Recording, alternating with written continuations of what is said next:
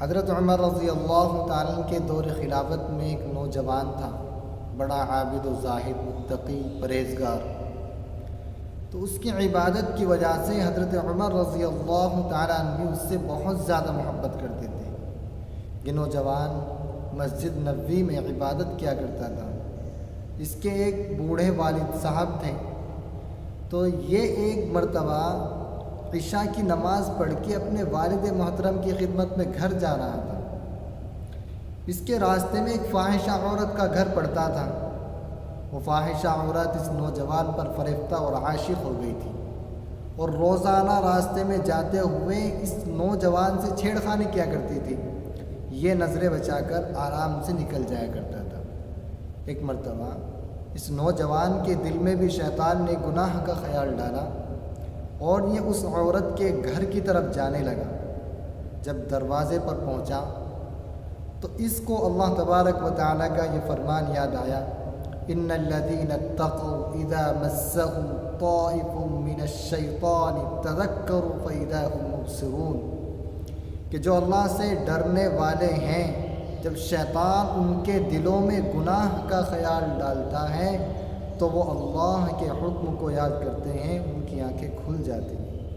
نوجوان نے یہ آیت تلاوت کی تو اس کے دل پر اس آیت کی یہ کیفیت اور یہ اثر ہوا کہ وہیں چیخ ماری اور بے ہوش ہو گیا۔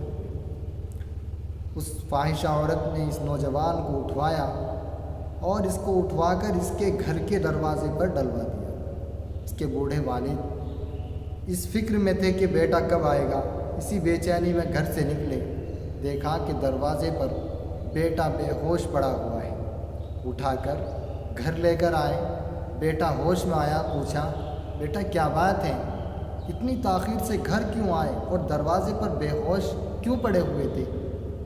تو اس لڑکے نے، اس نوجوان نے، اس عبادت گزار نے کہا کہ والد محترم، مسجد نبوی سے عشاء کی نماز ادا کر کے گھر ہی آ رہا تھا، راستے میں یہ واقعہ پیش آیا۔ تو والد صاحب نے پوچھا بیٹا کون سی آیت تھی جو تم نے تلاوت کی؟ تو اس نے پھر وہی آیت تلاوت کی، ان الذین اتقوا اذا مسهم طائف من الشیطان تذکروا فاذا هم مبصرون۔ یہ آیت تلاوت کرتے ہی پھر اس نے زور سے چیخ ماری اور اس کی روح پرواز کر گئی۔ اس کے والد صاحب نے رات ہی میں کفن کا انتظام کیا، نہلایا، کفن دیا اور دفنا دیا۔ صبح کو حضرت عمر رضی اللہ تعالیٰ عنہ کو معلوم ہوا، گھر پہ آئے اور پوچھا کہ آپ نے ہمیں اطلاع کیوں نہیں کی، ہم بھی جنازے میں شرکت کرتے۔ تو اس نوجوان کے والد نے کہا کہ آپ کے آرام میں خلل واقع ہوتا، آپ کو تکلیف ہوتی، اس لیے آپ کو خبر نہیں دی۔ حضرت عمر رضی اللہ تعالیٰ عنہ اس نوجوان کی قبر پر گئے، دعا کی اور پھر یہ آیت تلاوت کی، وَلِمَنْ خَافَ مَقَامَ رَبِّهِ جَنَّتَانِ، جو شخص اپنے رب کے سامنے کھڑا ہونے سے ڈرے اس کے لیے 2 جنتیں ہیں۔ قبر سے آواز آئی کہ عمر، اللہ تبارک و تعالی نے مجھے 2 جنتیں عطا کر دی۔